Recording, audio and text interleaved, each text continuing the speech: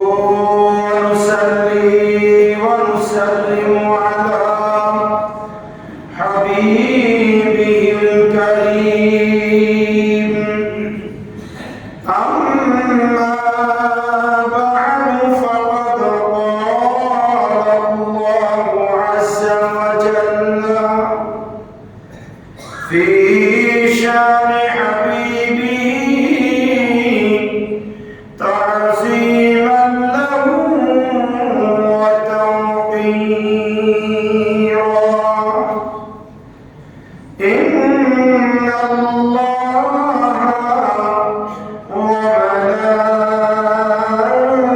وملائكته يصلون على النبي يا أيها الذين آمنوا صلوا عليه وسلموا تسليما صلى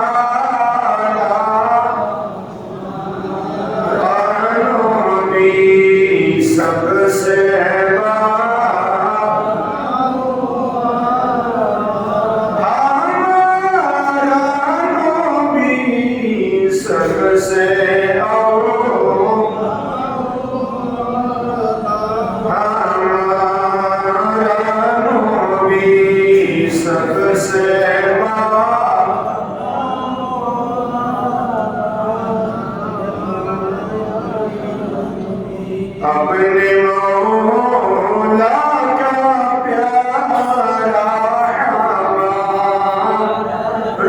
नबी दोनों आलम का दुल्हा हमारा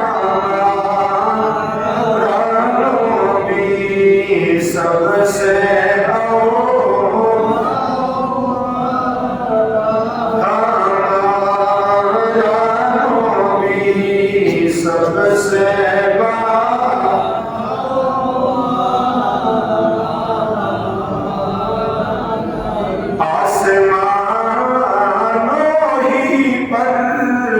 सब नबी रह गए अर्शे आज़म पे पहुंचा हमारा नबी सबसे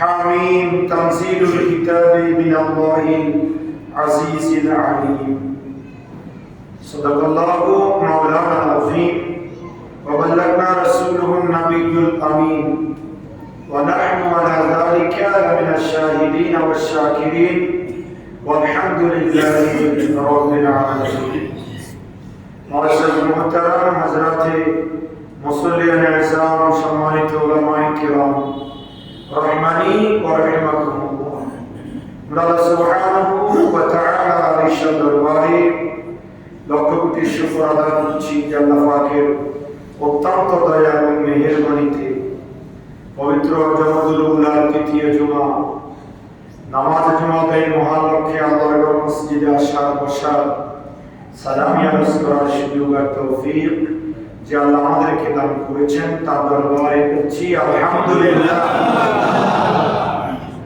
আল্লাহ দরুদ ও সালামের হাদিয়া করছি সোনার মদিনায় কামলিওয়ালা নবী নুরুন নবী হায়াতুন নবী ইমামুল আম্বিয়া নবী সমস্ত নবীদের নবী আল্লাহর পরিচয় দাতা মুহাম্মদুর রাসূলুল্লাহ সাল্লাল্লাহু আলাইহি ওয়াসাল্লাম নূরি দরবার সোনার মদিনায় উচ্চ আওয়াজে আরম্ভ করছি আলহামদুলিল্লাহ। মুহতারাম হাজিরিন, গত 5 জুমা ধরে আমরা কোরআনুল কারীমের 39 নম্বর সূরা জুমারের উপর আমরা আলোচনা শুনেছিলাম। একই ধারাবাহিকতায় কোরআনুল কারীমের 40 নম্বর সূরাতুল মুমিন। সূরার নাম কি? সূরা মুমিন। আমরা কি মুমিন? আমরা কি বলেন না মুমিন? সন্দেহ আছে নাকি? না। আমরা ঈমানদার, তাতে কোনো সন্দেহ আছে? না। আলহামদুলিল্লাহ বলেন। আলহামদুলিল্লাহ। আমরা শ্রেষ্ঠ ধর্মের অনুসারী, শ্রেষ্ঠ ধর্মের পরিবারে আল্লাহ আমাদেরকে কি করেছেন? প্রেরণ করেছেন। তো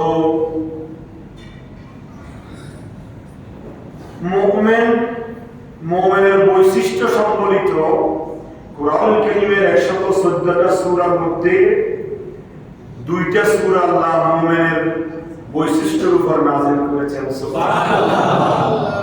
মুমিন এক বচন, মুমিনুন বহু বচন। মুমিনদের সামনে আল্লাহ এক বচন সূরা ব্যবহার করেছেন, বহু বচন সূরা ব্যবহার করেছেন। কাফেরের নামে একটা সূরা আছে না নাই? সূরা কাফির। মুনাফিকের নামে সূরা আছে 28 পারায় সূরাতুল মুনাফিকুন। কিন্তু আল্লাহ রাব্বুল আলামিন হাকামুল হাকিমিন মুমিনের ক্রাইটেরিয়া, মুমিনের বৈশিষ্ট্য সম্বলিত কোরআনুল কারীমের 2টি সূরা নাযিল করেছেন।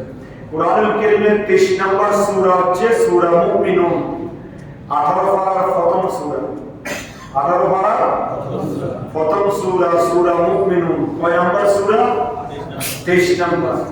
এই সূরার মধ্যে আল্লাহ রাব্বুল আলামিন মুমিনের 7টা ক্রাইটেরিয়া, বৈশিষ্ট্য বর্ণনা করেছেন। ফালাহাল মুমিনুন আল্লাযীনা হুম ফিস সালাতিহিম খাশিউন। এইভাবে করে আল্লাহ সূরা মুমিনুনের মধ্যে মুমিনের 7টা বৈশিষ্ট্যের কথা কি করেছেন? উল্লেখ করেছেন। আমরা ধারাবাহিক আলোচনায় সূরা মুমিনুনের উপর আমরা আলোচনা শুনেছিলাম। একই ধারাবাহিকতায় কোরআনুল কারীমের 40 নম্বর সূরা 24 পারায় সূরা মুমিন। সূরা কয় নম্বর সূরা? এই সূরা মুমিন মক্কাতুল মুকাররমায় অবতীর্ণ হয়েছে। আয়াত সংখ্যা হচ্ছে 85টি, রুকু হচ্ছে 9টি, শব্দ হচ্ছে 1199টি, আর বর্ণ হচ্ছে 4960টি। 4960টি বর্ণ বিশিষ্ট, 1199 শব্দ বিশিষ্ট, 9 রুকু এবং 85 আয়াত বিশিষ্ট মাক্কি সূরা সূরা মুমিন। আবার বলেন না সূরা মুমিন, মনে থাকবে নি? সূরা মুমিন কয় নম্বর সূরা? 40 নম্বর সূরা। এই সূরার মধ্যে আল্লাহ রাব্বুল আলামিন হাকামুল হাকিমিন 23 নম্বর সূরা মুমিনুনের মধ্যে আল্লাহ মুমিনের ক্রাইটেরিয়া বর্ণনা করেছেন। আর 40 নম্বর সূরা মুমিনের মধ্যে আল্লাহ রাব্বুল আলামিন মুমিনকে কি নিয়ামত দিবেন, মুমিনের গুরুত্ব কতটুকু আল্লাহর কাছে, ফেরেশতাদের কাছে পরকালে। মুমিন ওই 23 নম্বর সূরা মুমিনুনের আলোকে যদি জীবন পরিচালনা করে তাহলে মুমিন কোথায় থাকবে, এই ব্যাপারে আল্লাহ রাব্বুল আলামিন আহকামুল হাকিমিন কুরআনুল কারীমের 40 নম্বর সূরা মুমিনের মধ্যে উল্লেখ করেছেন। আলহামদুলিল্লাহ। এই সূরা মুমিনের অসংখ্য ফজিলত রয়েছে। তার মধ্যে একটা সূরা বুখারী এবং মুসলিম শরীফের মধ্যে এসেছে, তাফসীরে ইবনে কাসীরের মধ্যে এসেছে। হযরত আবু হুরায়রা রাদিয়াল্লাহু তাআলা আনহু হাদিস বর্ণনা করেছেন, যিনি প্রসিদ্ধ রাবী, যিনি সবচাইতে বেশি হাদিস যে সাহাবী বর্ণনা করেছেন প্রায় 6000। সেই সাহাবীর নাম কি? আবু হুরায়রা। আবু হুরায়রা রাদিয়াল্লাহু তাআলা বর্ণনা করেন, রাসূল পাক সিয়াহে আখলাক সাল্লাল্লাহু আলাইহি ওয়াসাল্লাম ইরশাদ করেছেন, যে ব্যক্তি দিনের শুরুতে সূরা বাকারার একটা প্রসিদ্ধ আয়াত আছে, আয়াতের নাম হচ্ছে আয়াতুল কুরসি। আছে না নাই? আপনাদের সবাই প্রায় মুখস্থ আছে না নাই?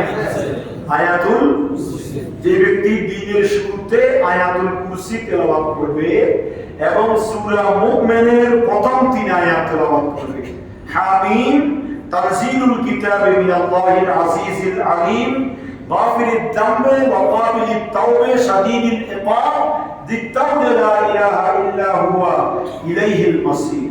এই 3টি আয়াত যে ব্যক্তি প্রতিদিন সকালবেলায় তেলাওয়াত করবে, আল্লাহ রাব্বুল আলামিন আহকামুল হাকিমিন ওই বান্দাকে সেই দিন যাবতীয় দুঃখ, কষ্ট, অনিষ্ট থেকে, আল্লাহ জটিল কঠিন বিপদ থেকে আল্লাহ নিরাপদ রাখবে। সুবহানাল্লাহ।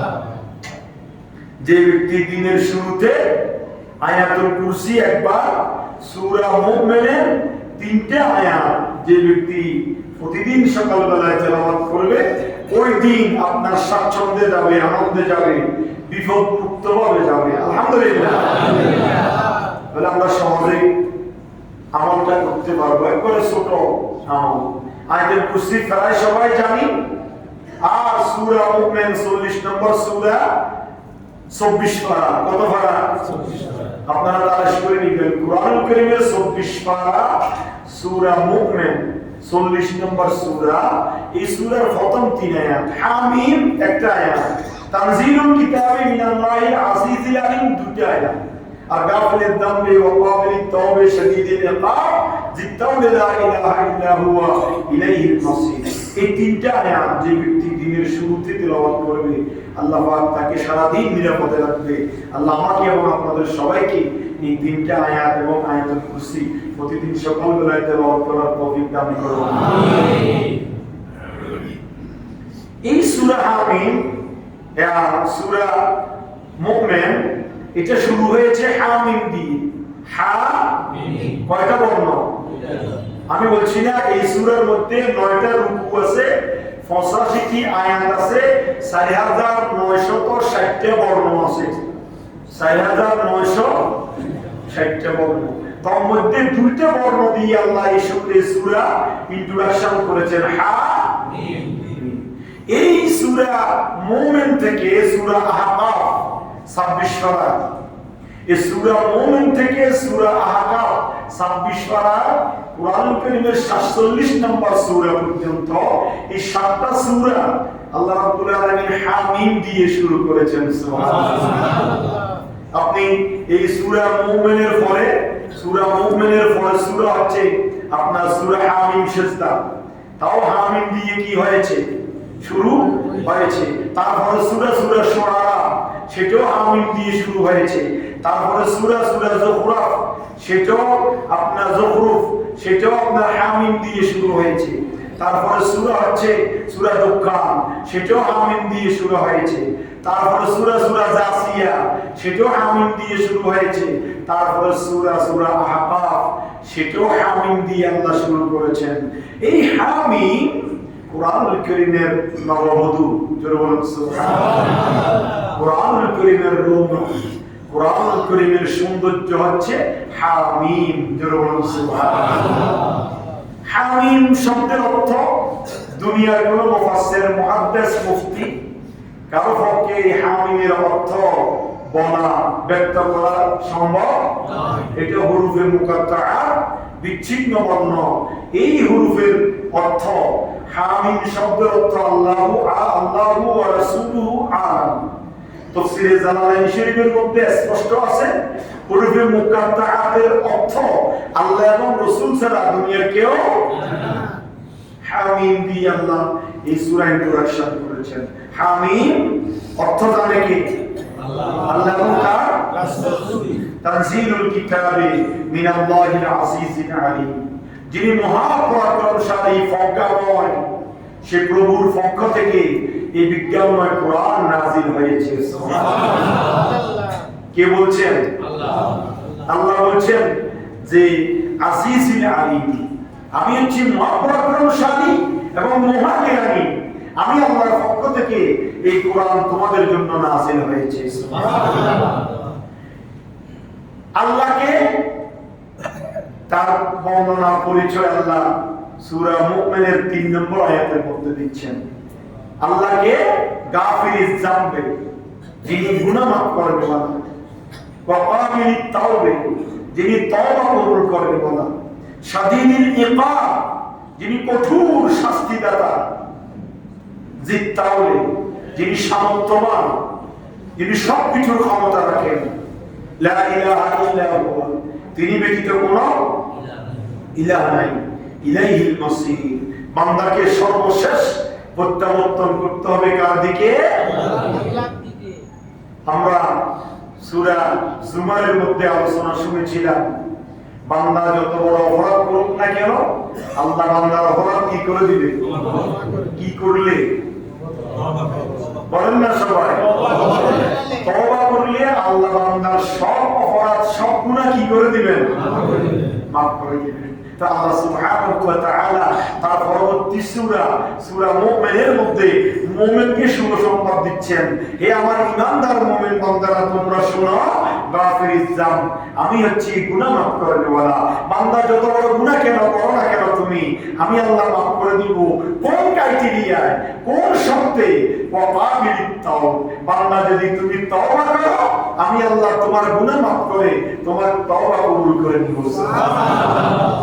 শাদীদুল ইকাব, আল্লাহ বলেন বান্দা শোনো, গুনাহ করেছো, মাফ চেয়েছো, তওবা করলে মাফ করে দিব। শাদীদুল ইকাব, আমি আল্লাহ কঠোর শাস্তিদাতা। যদি বান্দা তওবা না করো, অপরাধ থেকে ফিরে না আসো, আমি আল্লাহর কাছে মাফ না চাও, আমি আল্লাহ শাস্তি দেওয়ার ক্ষেত্রে কঠোর। কে বলছেন? আল্লাহ। আপনারা আলোচনা বুঝতেছেন? বুঝা যাচ্ছে? এটা কার গুণাবলী? কার গুণাবলী? আল্লাহ বলছেন বান্দা গুনাহ করবে আমি জানি, তবে আমি আল্লাহ গুনাহ মাফ করবে না। আমি আল্লাহর কাজ মাফ করা, বান্দার কাজ গুনাহ করা। কথা বলে ঠিক কি না? আমরা এটা মনে করি না আল্লাহ নামাজ পড়বা, রোজা ইবাদত করবে, শুধু গুনাহ করবে। অর্থাৎ আল্লাহ এখানে এই কথা বুঝাতে চাচ্ছেন বান্দাই তো গুনাহ করবে। কথা বলে ঠিক কি না? গুনাহ কে করবে? বান্দা তো ফেরেশতারা, ফেরেশতাদের কোনো কি নাই, তো বান্দা গুনাহ করবে। কিন্তু গুনাহ করার পরে যে মুমিন বান্দা অনুশোচনা করে আমি আল্লাহর কাছে ফিরে আসবে, আমি আল্লাহ তার তওবা কবুল করে তার গুনাহ মাফ করে দিব। আল্লাহ বলেন জিত্তাউল, আমি এমন আল্লাহ যিনি সব ব্যাপারে ক্ষমতা রাখি, শাস্তি দেওয়ার ক্ষমতা আমার কাছে আছে, মাফ করার ক্ষমতাও আছে, মুহূর্তের ভিতরে হিসাব নিয়ে জান্নাতে পৌঁছে দেওয়ার ক্ষমতাও আছে, আর দীর্ঘ লম্বা হিসাব নিয়ে গোটা জিন্দেগীর হিসাব তন্ন তন্ন করে নিয়ে জাহান্নামে পৌঁছে দেওয়ার ক্ষমতাও রাখি আমি আল্লাহ। চিৎকার দিয়ে বলেন সুবহানাল্লাহ। সেই ক্ষমতা আল্লাহ আছে না নাই? আছে। আল্লাহ আবার মুমিনকে সন্দেহ মুক্ত করে দিচ্ছেন, লা ইলাহা ইল্লাহু, বান্দা তবে সাবধান, আমি ব্যতীত কোনো ইলাহ নাই, উপাস্য নাই। ইবাদত করতে হবে আমি আল্লাহ, আসতে হবে আমি আল্লাহর কদমে, মাথা ঝুঁকাতে হবে, নতজানু করতে হবে আমি আল্লাহর কাছে। ইলাইহিল মাসির, বান্দা তোমাকে আমি আল্লাহর কাছে ফিরে আসতে হবে। সুবহানাল্লাহ। এটা হচ্ছে মুমিনকে আল্লাহ শুভ সংবাদ দিয়েছে। এটা আমাদের জন্য শুভ সংবাদ নয় কি? কথা বলেন না? আল্লাহ বলছে বান্দা গুনাহ করবে তুমি, তবে তুমি নৈরাশ হইও না। লা তাকনাতু মির রাহমাতিল্লাহ, আমি আল্লাহর রহমত থেকে তুমি নৈরাশ হইও না, তোমাকে আমি আল্লাহ মাফ করে দিব। সুবহানাল্লাহ। সত্য একটা, আমি আল্লাহর কাছে আসতে হবে। কার কাছে আসতে হবে? আল্লাহর কাছে। তারপর আয়াতে কারিমার মধ্যে আল্লাহ বলছেন, হে আমার ঈমানদার বান্দারা, তোমরা শোনো, আমি একটা জাতি সৃষ্টি করেছি। সে জাতির নাম হচ্ছে ফেরেশতা। কি বলেন না? ফেরেশতা। মালায়েকা, আরবিতে বলে কি? ফেরেশতা ফারসি শব্দ, আরবিতে মালায়েকা। এই ফেরেশতাদেরকে আমি আল্লাহ সৃষ্টি করেছি যারা নূরের তৈরি। কিসের তৈরি বলেন না? যাদের কোনো হিসাব নিকাশ কিয়ামতের ময়দানে হবে না। তারা তো কোনো অন্যায় করে না, হিসাব কেন হবে? কথা বলেন না ঠিক কিনা? হিসাব হবে মানুষের আর জিনের। জিনেও মানুষের ক্ষতি করে, আমি মানুষও মানুষের ক্ষতি করি বা গুনাহ করি বা অন্যায় করি, এই জন্য আমার হিসাব হবে এবং শাস্তি হবে। কিন্তু ফেরেশতাদের কোনো গুনাহ নাই, তারা আল্লাহর ওয়াদা পালন করতে কোনো দ্বিধাবোধ করে না, এই জন্য তাদের কোনো শাস্তিও হবে না। আল্লাহ বলছেন, ওই সমস্ত ফেরেশতা যারা তোমরা ঈমানদারের জন্য সার্বক্ষণিক আমি আল্লাহর ইবাদতের পাশাপাশি তোমরা ঈমানদারের জন্য আমি আল্লাহর কাছে সুপারিশ করে গুনাহ মাফ চায়, ঈমানদারের পক্ষে কাজ করে। সুবহানাল্লাহ। দেখেন ফেরেশতারা ঈমানদারের পক্ষে কি করে? কাজ করে। আমরা যখন সূরা ফাতিহা পড়ি, আল্লাহর কাছে দরখাস্ত পেশ করি, সমস্ত প্রশংসা আল্লাহ, যিনি রহমান রহিম, দয়ালু দয়াময়, যিনি বিচার দিনের মালিক। ইয়াকা নাবুদু ওয়া ইয়াকা নাস্তাইন, তার ইবাদত করি, তোমার কাছে সাহায্য চাই, আমাদেরকে সরল সঠিক পথে পরিচালনা করো, ওই পথে চালাইও না যে পথে তোমার গজব, তোমার বিপদ, হ্যাঁ, আর আমাদেরকে পথভ্রষ্টতা থেকে হেফাজত করি। আমরা যখন ওলা দাল্লিন বলি, আমিন বলার সাথে সাথে খোদাই জগতের সমস্ত ফেরেশতারা আপনার আমার পক্ষে আমিন বলে আল্লাহর কাছে এই দরখাস্ত সুপারিশ করে। সুবহানাল্লাহ। কোন মানুষ তো মানুষের জন্য সহজে দোয়া করে না, কিন্তু ফেরেশতারা কোনো বিনিময় চায় না, তারা সার্বক্ষণিক ঈমানদারের জন্য দোয়া করে। সুবহানাল্লাহ। কোন মানুষের উপকারে আসে না বিনিময় ছাড়া, কিন্তু একমাত্র ফেরেশতা, তাদের কোনো বিনিময় লাগে না। আল্লাহ বলছেন, বান্দা শোনো, আল্লাযীনা ইয়াহমিলুনাল আরশ, যারা আমি আল্লাহর আরশকে বহন করে আছে। সুবহানাল্লাহ বলেন না? আল্লাহর আরশ শূন্যের উপরে, কিসের উপরে বলেন না? সাততম আসমান জমিনের উপরে আল্লাহর আরশকে চারজন ফেরেশতা বহন করে আছে। সুবহানাল্লাহ। চার পাশে কজন? চারজন। এটা মনে থাকবে? আল্লাহর আরশ বহনকারী ফেরেশতা কয়জন? কিন্তু কিয়ামতের ময়দানে আল্লাহর আরশ বহন করবে 8 জনে। সুবহানাল্লাহ। এটা আমি নিজে একটু চিন্তা করলাম, আমার মনে হয় এখন তো কিয়ামতের আরশ আল্লাহ বানিয়ে রেখেছেন, এই আরশ বহন করছে কয়জনে? কিন্তু তাফসীরের মধ্যে এসেছে কিয়ামতের ময়দানে নাকি 8 জনে বহন করবে। কিয়ামতের ময়দানে আমার মনে হচ্ছে যেন আরশটা এত বিশাল হয়ে যাবে, ওই যে আরশ আজিমের ছায়ায় আল্লাহ পাক 7 ধরনের ব্যক্তিকে স্থান দিবে, তা আরশটা এত বিশাল চওড়া হয়ে যাবে যেখানে লক্ষ কোটি কোটি বান্দারা সে আরশের ছায়ায় অবস্থান করবে, যেখানে নাতিশীতোষ্ণ জান্নাতি আবহাওয়া, জান্নাতি পরিবেশে। এই জন্য বর্তমানে আরশ বহন করছেন কয়জন ফেরেশতা? কিয়ামতের ময়দানে কয়জন বহন করবেন? 8 জন। আল্লাহ বলেন, আল্লাযীনা ইয়াহমিলুনাল আরশ, যারা আমি আল্লাহর আরশ বহন করছে ওই সমস্ত ফেরেশতারা, ওয়া মান হাওলাহু, এবং তার চতুর্পাশে আরো অসংখ্য ফেরেশতা আছে। সুবহানাল্লাহ। আরশ বহন করছে 4 জন, তার চতুর্পাশে আরো অসংখ্য ফেরেশতা আছে। ইউসাববিহুনা বিহামদি রাব্বিহিম, এই বান্দারা শুনো, যে ফেরেশতারা আরশ বহন করে আছে এবং আরশের চতুর্পাশে অবস্থান করছে, তাদের কাজ কি? ইউসাববিহুনা বিহামদি রাব্বিহিম, তারা তোমাদের প্রভুর আল্লাহর তাসবিহ পাঠ করে সার্বক্ষণিক। সুবহানাল্লাহ। ওই সমস্ত ফেরেশতারা সার্বক্ষণিক আল্লাহর কি পাঠ করে? ইবাদতে মশগুল। কিসে মশগুল? ইবাদতে মশগুল। ওয়া ইউমিনুনা বিহি, এবং তারা ঈমান আনয়ন করে। ওয়া ইস্তাগফিরুনা লিল্লাযিনা আমানু, এবং ওই সমস্ত ফেরেশতারা যারা ঈমান আনয়ন করেছে, কথা খেয়াল করেন, যারা ঈমান এনেছে এবং ওয়া ইস্তাগফিরুনা, যারা আমি আল্লাহর কাছে ইস্তিগফার করে, ক্ষমা প্রার্থনা করে, তারা ওই সমস্ত ঈমানদার মুমিন বান্দাদের জন্য আমি আল্লাহর কাছে দোয়া করে। সুবহানাল্লাহ। ফেরেশতারা ঈমানদার মুমিন বান্দার জন্য কি করে? কে বলছেন? রব্বানা ওয়াসি'তা কুল্লা শাইইন রাহমাতাও ওয়া ইলমান ফাগফির লিল্লাযিনা তাবু ওয়াত্তাবাউ সাবিলাকা ওয়া কিহিম আযাবাল জাহিম। তারা বলে, আল্লাহ রব্বানা, হে আমাদের প্রভু, ওয়াসি'তা কুল্লা শাইইন রাহমা, তুমি তোমার রহমত, তোমার দয়া, এই দয়া এবং রহমতে তুমি তাদেরকে চিরকাল জান্নাতে রাখো। সুবহানাল্লাহ। রহমতের ভিতর রাখো। ফাগফির, আর তাদেরকে ক্ষমা করে দাও। লিল্লাযিনা তাবু, যারা তওবা করে। সুবহানাল্লাহ। দেখেন শব্দ আছে, ফেরেশতারা ঈমানদারের জন্য দোয়া করে। কোন ঈমানদারের জন্য? আল্লাহ বলছেন ফাগফির লিল্লাযিনা তাবু, ওই সমস্ত ঈমানদারের জন্য ফেরেশতারা দোয়া করে যারা গুনাহ করার পরে আল্লাহর কাছে কি করে? তওবা করে। ওয়াত্তাবাউ সাবিলাকা, এবং তারা ওই পথ অনুসরণ করে। ওয়া কিহিম আযাবাল জাহিম, এবং ফেরেশতারা বলে, আল্লাহ যারা আপনার পথে আছে তাদেরকে আপনি ক্ষমা করে দেন, এবং জাহান্নামের আগুন থেকে, জাহান্নামের গজব থেকে তাদেরকে আপনি হেফাজত করুন। সুবহানাল্লাহ। তাহলে আমরা ঈমানদার, আমাদের জন্য লক্ষ কোটি ফেরেশতা সার্বক্ষণিক কি করে? বলেন না, কি করে? তবে একটা সত্য, আমরা সবাই গুনাহগার।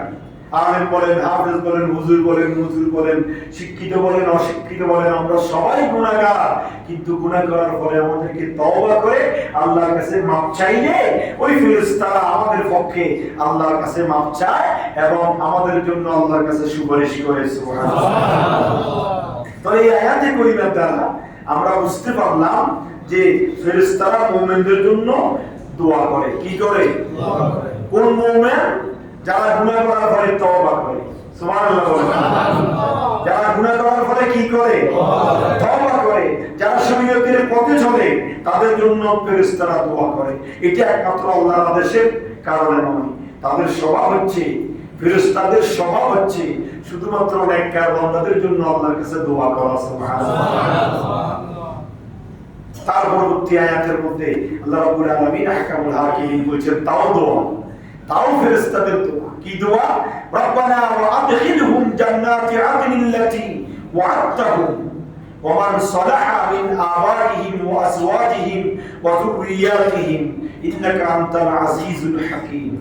ফেরেশতারা বলে, রব্বানা, হে আমাদের প্রভু, ওয়া আদখিলহুম জান্নাতি আদনিল্লাতি ওয়া'আদতাহুম, আপনি এই সমস্ত ঈমানদারদেরকে চিরস্থায়ী জান্নাতে প্রবেশ করান। সুবহানাল্লাহ। ফেরেশতারা আল্লাহর কাছে কি করে? এই সমস্ত ঈমানদার, কোন ঈমানদার? যারা গুনাহ করার পরে কি করে?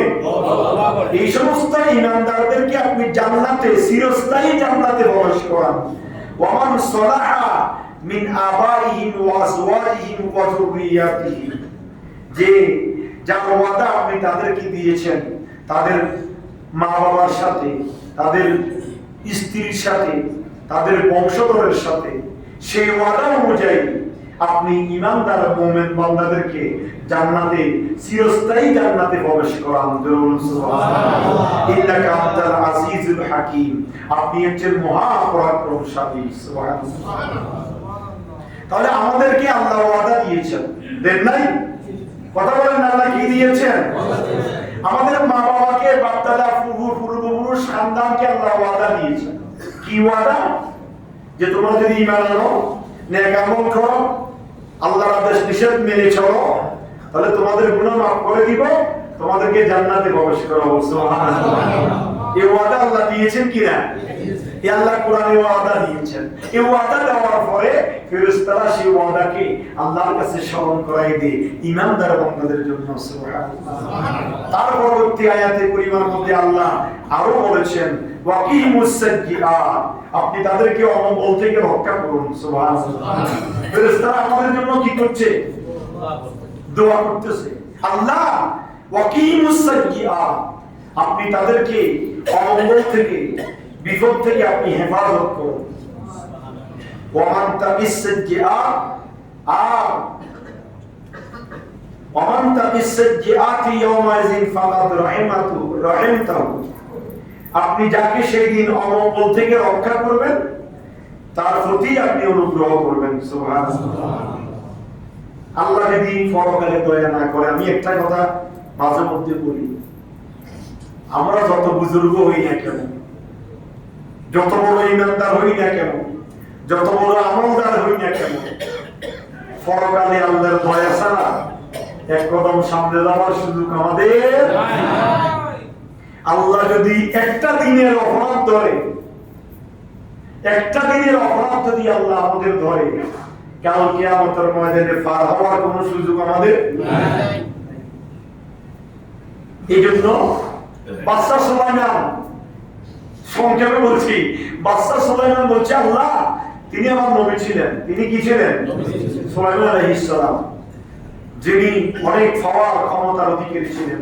ফেরেশতারা তার কথা বুঝে, যার ভাষা বুঝে, পশু পাখি যার অনুগত, হ্যাঁ, বাতাসের যার অনুগত, বাতাসের উপরে যার তখ্ত চলে, মাইলকে মাইল, বিনা ইঞ্জিনে, বিনা মেশিনে, বিনা পেট্রোলে, বিনা গ্যাসে, বিনা ড্রাইভারে, এমন ক্ষমতাধর সুলাইমান বাদশা, সুলাইমান নবী, তিনি বলছে আল্লাহ তোমার এই সৃষ্টি জগৎকে আমি একদিন খাওয়াবো, একদিন লাঞ্চ করাবো।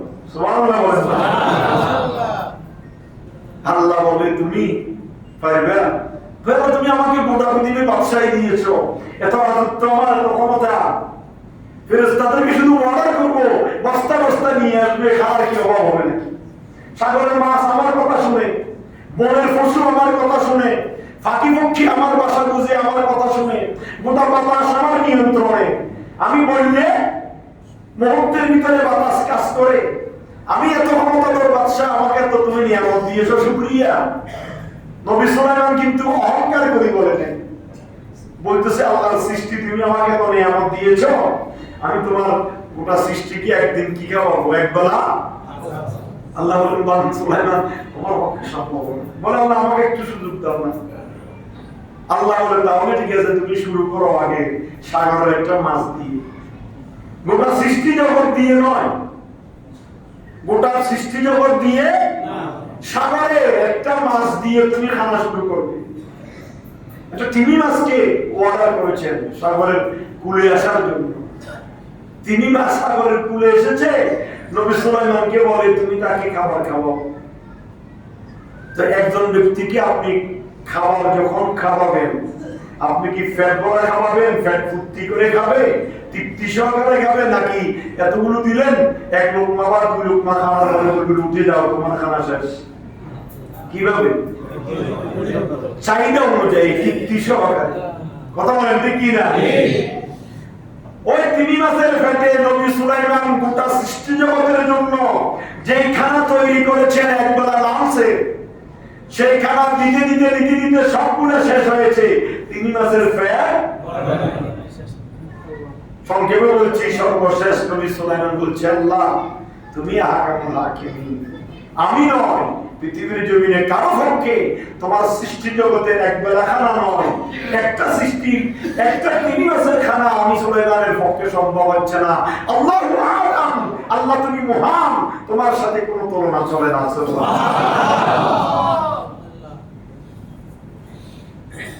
এই কথা কেন বলছিলাম? আল্লাহ বলছেন ওয়াকিমুস সাইয়্যাত ওমান তাকিস সাইয়্যাতি ইয়াওমাইযিন ফাকাদ রাহিমতাহু, আল্লাহ তুমি তাদেরকে অমঙ্গল থেকে রক্ষা করো। ফেরেশতারা আমাদের জন্য কি করে? দোয়া করে। আর বলে আল্লাহ আপনি যাকে অমঙ্গল থেকে রক্ষা করবেন তার প্রতি তো আপনি অনুগ্রহ করবেন। ওয়াযালিকাল ফাওজুল আযীম, আর মহান সাফল্য হচ্ছে আপনার হাতে। তাহলে এই আয়াতে করিমা দ্বারা আমরা বুঝি আল্লাহ যাকে রক্ষা করবে তিনি ছাড়া পরকালে রক্ষা হওয়ার কোনো উপায় কারো নাই। এই জন্য আমাদেরকে সবসময় আল্লাহর দরবারে ফরিয়াদ করতে হবে, আল্লাহ আমাদেরকে তুমি হেফাজত করো, আমাদেরকে রক্ষা করো, আমাদেরকে নেক আমল করার তৌফিক দাও। এই আয়াতে করিমার তাফসীরের মধ্যে তাফসীর ইবনে কাসীরের মধ্যে এসেছে যে আবু সাঈদ ইবনে জুবাইর তিনি বলছেন মুমিন ব্যক্তি যখন জান্নাতে যাবে, কথা খেয়াল করবেন, মুমিন ব্যক্তি যখন জান্নাতে যাবে তখন মুমিন ব্যক্তি তার পিতামাতা, তার ছেলে মেয়ে, তার নিকটতম আত্মীয় স্বজনকে খোঁজ করবে। সুবহানাল্লাহ বলবেন না? কথা বুঝতেছেন আপনারা? মুমিন ব্যক্তি যখন কোথায় যাবে? এই সূরা মুমিনের 8 নম্বর আয়াতে করিমার তাফসীরে তাফসীর ইবনে কাসীর এর মধ্যে এসেছে যে মুমিন ব্যক্তি যখন জান্নাতে যাবে যে তারা তাদের আব্বা আম্মাকে, তাদের ছেলে মেয়েকে, তাদের আপনজনদেরকে খোঁজ করবে। তখন আল্লাহ রাব্বুল আলামিন হাকামুল হাকিমিন বলবেন, তাকে বলা হবে তারা তোমার মতো আমল করে নাই, তোমার মতো নেক আমল করে নাই, যার দরুন আমি আল্লাহ তাদেরকে জাহান্নামে দিয়েছি। আলহামদুলিল্লাহ। ওই মুমিন ব্যক্তি বলবে, আল্লাহ আমি তো তোমার অনুগত, তোমার জন্য আমল শুধু আমি আমল করেছি শুধু নিজের জন্য নয়, আমার আপনজনের জন্য, আমার আব্বা আম্মার জন্য, আমার ছেলে মেয়ের জন্য, আমি সবার জন্য আমল করেছি। প্রতিদিন নামাজ পড়ি, আমি তাদের জন্য দোয়া করি, রব্বানা হাব লানা মিন আজওয়াজিনা ওয়া যুররিয়াতিনা কুররাতা আয়ুনিন ওয়াজআলনা লিল মুত্তাকিনা ইমামা। আল্লাহ প্রতি ওয়াক্তে আমি মুনাজাত করি, আল্লাহ আমার ছেলে মেয়ে, আমার পরিবার, আমার বংশ, আমার আপনজন, তাদের উপর রহমত নাযিল করো। আল্লাহ আমি আরো দোয়া করি, রব্বির হামহুমা কামা রাব্বায়ানি সগীরা। আল্লাহ আমি তো আমল শুধু আমার জন্য করি নাই, তাদের জন্য করেছি, আমল করে তাদের জন্য দোয়া করেছি। আমার আমল কবুল করে তুমি যদি আমাকে জান্নাত দাও, আল্লাহ আমি তোমার কাছে ফরিয়াদ করছি তাদেরকেও জাহান্নাম থেকে মুক্তি দিয়ে আমার সাথে জান্নাতে দিয়ে দাও। আল্লাহ রাব্বুল আলামিন তখন ওই ইমানদারের দোয়া, ইমানদারের ফরিয়াদ আল্লাহ কবুল করে তারা আপনজনদেরকে জান্নাতে পৌঁছায় দিবেন। সুবহানাল্লাহ। এইজন্য আমার রাসূল বলেছেন, উম্মতি উম্মাতুম মারহুমা, আমার উম্মত হচ্ছে রহমতপ্রাপ্ত উম্মত, তাদখুলু ফিল কুবুরি বিযুনুবিহিম, আমার উম্মত গুনাহ নিয়ে কবরে যাবে। কথা খেয়াল করবেন, আমার উম্মত গুনাহ নিয়ে ওয়াতাখরুজু ইয়াউমাল কিয়ামাতি লা যুনুবা আলাইহা, আর কিয়ামতের ময়দানে আমার উম্মত উঠবে তার আমলনামার মধ্যে কোনো গুনাহই নাই। সুবহানাল্লাহ। তাদখুলু ফিল কুবুর, কবরে যাবে গুনাহ নিয়ে, আর কবর থেকে উঠবে গুনাহ ছাড়া। সাহাবায়ে কেরাম বলছেন, ইয়া রাসূলুল্লাহ কেমন করে সম্ভব? তখন আল্লাহ রাসূল বলেন, উম্মতরা আমার শুনো, তুমি যদি নেক সন্তান রেখে দিতে পারো, ওই তোমার নেক আওলাদ, তুমি কবরে যাওয়ার পরে তোমার জন্য আল্লাহর কাছে প্রতিনিয়ত প্রার্থনা করবে, ইবাদত করবে।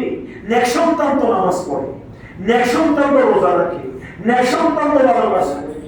আর বদ সন্তান কি রোজা রাখে? ভালো কাজ করে, নামাজ পড়ে, অন্যায় অবিচার জনক নির্যাতন যা আছে সব করে। নেককার সন্তান যেটা সেটা নামাজ পড়বে, নামাজ পড়লেই দোয়া করছে রব্বির হামহুমা। নেক সন্তান ইসলামের লেবাস, ইসলামের আদর্শ, ইসলামের পথে থাকে, তো তারা যখন নামাজ পড়ে দোয়া করে আল্লাহ রাব্বুল আলামিন সাথে সাথে তাদের দোয়া মা বাবার হককে কবুল করে মা বাবার কাছে সওয়াব পৌঁছায় দিয়ে। একটা সওয়াব যখন বান্দার আমলনামায় যায়, আর একটা গুনাহ আল্লাহ এদিকে মাফ করে দেন। সুবহানাল্লাহ। কার কথা? আল্লাহ। সুতরাং আমি আপনি যদি এই আয়াতে কারিমার আলোচনায় দেখতে চাই, সূরা মুমিনের 1 থেকে 9 নম্বর আয়াতে কারিমা পর্যন্ত আজকে আপনাদের সামনে আলোচনা উপস্থাপন করেছি। এই আলোচনায় তো আমরা বুঝতে পেরেছি আমরা সর্বপ্রথম শর্ত হচ্ছে আমাদেরকে মুমিন হতে হবে। কি হইতে হবে? তারপরে শর্ত হচ্ছে গুনাহ করি আমরা, গুনাহের জন্য আল্লাহর কাছে তওবা করতে হবে। এই দুটো শর্ত যদি আমাদের কাছে থাকে, আমাদের জন্য লক্ষ কোটি ফেরেশতা আল্লাহর দরবারে ফরিয়াদ করবে। সুবহানাল্লাহ। আল্লাহ আমাদেরকে এই ফেরেশতাদের দোয়ার আওতায় অন্তর্ভুক্ত হওয়ার তৌফিক দান করুন। আমিন। একটা গুরুত্বপূর্ণ মাসালা আপনাদেরকে বলছি, গুরুত্ব দিয়ে শুনবেন। আমরা যারা 5 ওয়াক্ত নামাজ জামাতে পড়ি, আমরা দেখি যে আসর নামাজ এবং ফজর নামাজে ইমাম সাহেব সালাম ফিরিয়ে পূর্ব দিকে ফিরে যায়। কথা বলেন না?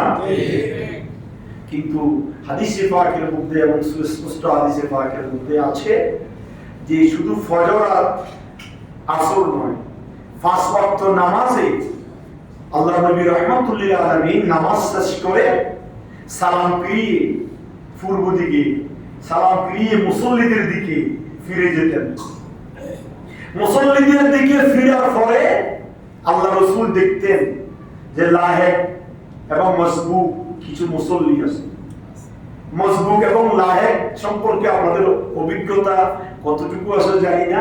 লাহেক মুসল্লি মানে যিনি ইমামের সাথে নামাজ এক রাকাতও পায়নি, ইমামের সাথে নামাজ এক রাকাতও পায়নি, তিনি হচ্ছে লাহেক মুসল্লি। তিনি তো ইমাম সালাম ফিরে ফেলছে, মধ্যে ঢুকছে, তখন তিনি পিছনে দাঁড়িয়ে কি করতেছে?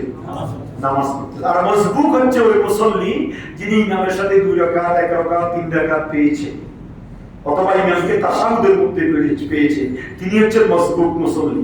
লাহেক আর মসবুক 2 ধরনের মুসল্লি। এখন আল্লাহ রাসূল বলেন, হাদিসে পাকের মধ্যে এসেছে আল্লাহ নবী 5 ওয়াক্ত নামাজ পড়ে পূর্ব দিকে ফিরে যেতেন, সামনের দিকে মুসল্লিদের দিকে চেহারা করে বসতেন, বসার পরে দেখতেন লাহেক এবং মসবুক মুসল্লি কেমন আছে। দেখতেছেন অধিকাংশ মুসল্লি নামাজ পড়তেছে। তখন আল্লাহ রাসূল সাল্লাল্লাহু আলাইহি ওয়াসাল্লাম মুসনুন যে দোয়াগুলো আছে, লা ইলাহা ইল্লাল্লাহু ওয়াহদাহু লা শারীকা লাহু লাহুল মুলকু ওয়া লাহুল হামদু ওয়া হুয়া আলা কুল্লি শাইইন কাদির, আল্লাহুম্মা লা মানি'a লিমা আ'তাইতা ওয়া লা মু'তিয়া লিমা মানা'তা ওয়া লা ইয়ানফা'ু যাল জাদ মিনকাল জাদ। এই দোয়াটা আল্লাহ রাসূল সালাম ফিরানোর সাথে সাথে করতেন। তারপরে করতেন আল্লাহুম্মা আনতাস সালাম ওয়া মিনকাস সালাম ওয়া ইলাইকা ইয়ারজি'ুস সালাম, দোয়াটা করতেন। তারপরে আল্লাহ রাসূল আনতাস সালাম ওয়া মিনকাস সালাম, আল্লাহ রাসূল হাত তুলে দোয়া করেছেন না করেছেন এগুলো নিয়ে আমাদের দ্বিধাদ্বন্দ্বের দরকার নাই। আল্লাহ রাসূল আনতাস সালাম ওয়া মিনকাস সালাম পড়তেন। এখনো সব জায়গায় পড়ে, মক্কা মদিনায় পড়ে। আপনি লাইভে যখন টিভিতে দেখবেন মক্কা মদিনার নামাজ, তখন দেখবেন সালাম ফিরানোর সাথে সাথে ওই তো ওখানে মুসলিম দোয়াগুলা পড়ে। পড়ে কি পড়ে না? এটা সুন্নাত। ওই মুহূর্তে আল্লাহ রাসূল কেন ফিরতেন? বলে যে আমি এই দোয়াগুলা এবং মুনাজাতটা আনতাস সালাম ওয়া মিনকাস সালাম, এই দোয়াটা আমি যে আওয়াজ করি পড়বো, আওয়াজ করি পড়ার কারণে লাহেক এবং মসবুক মুসল্লিদের ডিস্টার্ব হবে। কথা বলেন ঠিক কি না? আমি যদি আল্লাহুম্মা আনতাস সালাম ওয়া মিনকাস সালাম জোরে জোরে পড়ি, পিছনে আপনি নামাজ পড়তেছেন, আপনার নামাজ ঢুকে আসবে? আমরা তো মানুষ, আমরা তো আল্লাহর ওলি হইতে পারি নাই। এখানে তোমার বাজনা চলতেছে, এখানে আমি নামাজ পড়তেছি, আমার মনও যাইতেছে না, মনও যাইতেছে না, আমার ডিস্টার্ব হচ্ছে না। এই ধরনের কাবিলিয়ত তো আমরা অর্জন করতে পারি না। এই জন্য আমাদেরকে কি করতে হবে? দেখতে হবে মুসল্লি বেশ না কম, লায়েক এবং মজবুক মুসল্লি কি আছে। দেখতেছি মজবুক এবং লায়েক মুসল্লি আছে, তখন আমাকে আস্তে মুনাজাত করতে হবে, যাতে করে তাদের কি না হয়, ডিস্টার্ব না। আমার মুনাজাতের কারণে যদি একদম মুসল্লির নামাজ পাস হয়ে যায়, ডিস্টার্ব হয়ে যায়, গুনার বাকি কি মুসল্লি হবে না ইমাম হবে? এই জন্য শরীয়তের মাসালা হচ্ছে এটা। অনেক ইমাম শুধু জোরে মুনাজাত করে না কেন, আমরা তো শুনি না। এগুলো জোরে করতে গেলে তো আমার অধিকাংশ মুসল্লি যারা মসবুক এবং লায়েক আছে তাদের নামাজের কি হচ্ছে? এটা একটা মাসালা। আরেকটা মাসালা হচ্ছে, অনেকে বলেন জুমার দিন হুজুর একটু ফরজ নামাজ পড়ে লম্বা মুনাজাত করিয়েন। তো লম্বা মুনাজাত করলে কি হবে? আমরা যে সমস্ত বাইরা বলে ওনারা ওনাদের সেন্সে বলেন, কোনো সমস্যা নাই, কিন্তু ওই ডিস্টার্বটা কি হবে? ফরজ নামাজের পরে যে সুন্নতে মুআক্কাদা যদি থাকে, ওটা খেয়াল করবেন। ফরজ নামাজের পরে যদি সুন্নতে মুআক্কাদা থাকে, তাহলে ওই ফরজের পরে লম্বা মুনাজাত এবং শুধুমাত্র আয়াতুল কুরসি ছাড়া আর আল্লাহুম্মা লা মানি'a লিমা আ'তাইতা ওয়া লা মু'তিয়া লিমা মানা'তা, এই তাসবিহটা ছাড়া, আল্লাহুম্মা আনতাস সালাম ওয়া মিনকাস সালাম, এই তিনটা দোয়া ছাড়া আপনি ফরজ নামাজের পরে যদি সামনে সুন্নতে মুআক্কাদা থাকে, তাহলে আপনি আর কোনো তাসবিহ পড়তে পারবেন না। আপনাকে ফরজ নামাজের পরে এই তিনটা তাসবিহ শেষ করে সাথে সাথে সুন্নতে মুআক্কাদায় নিয়ত বেরিয়ে করতে হবে। কিন্তু আমার অনেক মুসল্লি দেখি বসে তসবিহ করে সুবহানাল্লাহ সুবহানাল্লাহ 33 বার, আলহামদুলিল্লাহ 33 বার, আল্লাহু আকবার 34 বার, তারপরে কি দোয়া করে পড়ি বসে থাকে, তারপরে যায় নামাজ পড়ে। এটা কিন্তু শরীয়তে নাই। যে নামাজের পরে সুন্নতে মুআক্কাদা সামনে আছে, সেই নামাজের ফরজ নামাজের পরে আপনি দীর্ঘ দোয়া করার কোনো সুযোগ নেই। আপনাকে সুবহানাল্লাহ আলহামদুলিল্লাহ আল্লাহু আকবার 33 বার করে 34 বার করে পড়তে বলছে সব নামাজের পরে। সব নামাজে আপনার সময় আছে, আপনি বলেন। আপনার সময় নিয়ে দোকানে যেতে হবে, আপনি হাঁটতে হাঁটতে বলেন। আপনার সময় নিয়ে গাড়ি চালিয়ে দিচ্ছে, গাড়িতে বসে বসে বলেন। আপনাকে মসজিদে বসে বসে সুবহানাল্লাহ আলহামদুলিল্লাহ 33 বার 34 বার পড়তে হবে, এমন কোনো কথা শরীয়তে নাই। আর একটা হচ্ছে এই যে জুমার নামাজের পরে আমি যদি লম্বা মুনাজাত করি, তাহলে ডিস্টার্ব কি হবে?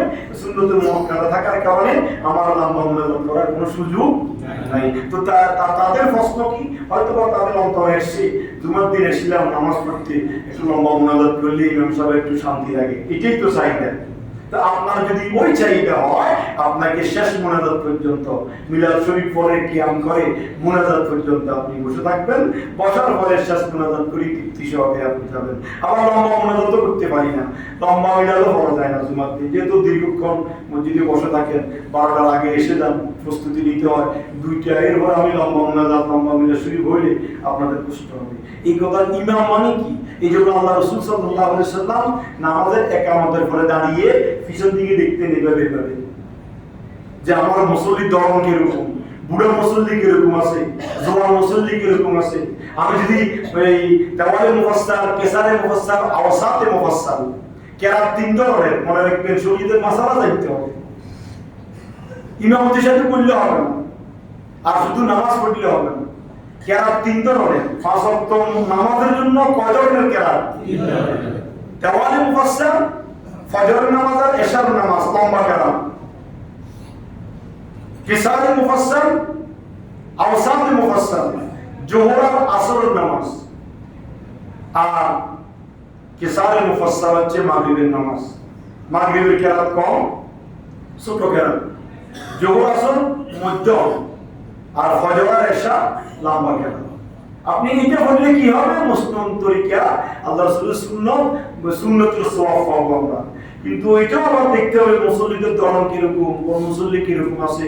যদি বয়োজ্যেষ্ঠ মুসল্লি থাকে, আমি লম্বা কেরাত ধরলাম, এইদিকে মুসল্লির ডিস্টার্ব হবে, দাঁড়াই থাকতে কষ্ট হবে, রুকু সিজদা করতে কষ্ট হবে, ওইটাও চিন্তা করতে হবে। এই জন্য আপনাদেরকে আমি বলবো, শরীয়তের মাসলা মাসালে যেটা জানবেন না সেটা আসলে জিজ্ঞাসা করবেন, বলে দিব, তাহলে আপনারও জানা হইল। আমার প্রতি বা যে কোনো ইমামের প্রতি, আমি আজকে আছি কালকে নাই, আর একটা ইমাম আসবে, তিনিও যদি সুন্নত মোতাবেক নামাজ পড়াইতে যায়, সুন্নত মোতাবেক মুনাজাত করতে যায়, তো আপনি যদি বাইরে সমালোচনা করি বলেন বা একটু আশা করেন, তাহলে ডাইরেক্ট ইমাম সাহেবকে বললে উনি আপনাকে মাসালাটা বুঝাই দিবে। তাহলে ফরজের পরে দীর্ঘ কোনো মুনাজাত নাই। কেন নাই? যেহেতু কি আছে সুন্নতে। ফজরের পরে আর আসরের পরে আপনি আল্লাহ মুনাজাত করি, সূরা হাশর পড়ি, তারপরে আমরা তাসবিহ তাহলিল পড়ি, মুনাজাত করি, ওইটা যায়, ওটা সুন্নত। কিন্তু বাকি তিন ওয়াক্তে আপনি মুসল্লিদিকে দেখবো, ঠিক আছে, যেহেতু বাকি 3 ওয়াক্তে সুন্নতে মুআক্কাদা আছে ফরজের পরে, তাইলে আমাদেরকে লম্বা করে মুনাজাত করা যাবে না। এই জন্য জুমার দিন আসেন, এই জন্য সবাইকে অনুরোধ করবো, যারা দোতলার মুসল্লি এবং 3 তলার মুসল্লি, তাদেরকে তো সালাম ফিরানোর পরে আর পাওয়া যায় না। নিশ্চয় আপনারা শুনতেছেন দোতলা এবং 3 তলার মুসল্লি, তো আপনারাও অনুরোধ করবো 2 রাকাত পড়ে যাবেন না, বসবেন, সুন্নাত পড়বেন, তাসবিহ তাহলিল পড়বেন, মিলাদ কিয়ামে অংশগ্রহণ করবেন, মুনাজাত করে যাবেন।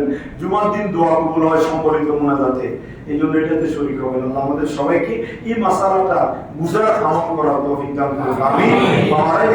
আসসালামু আলাইকুম ওয়া রাহমাতুল্লাহি ওয়া বারাকাতুহু। দাঁড়িয়ে যান, সামনে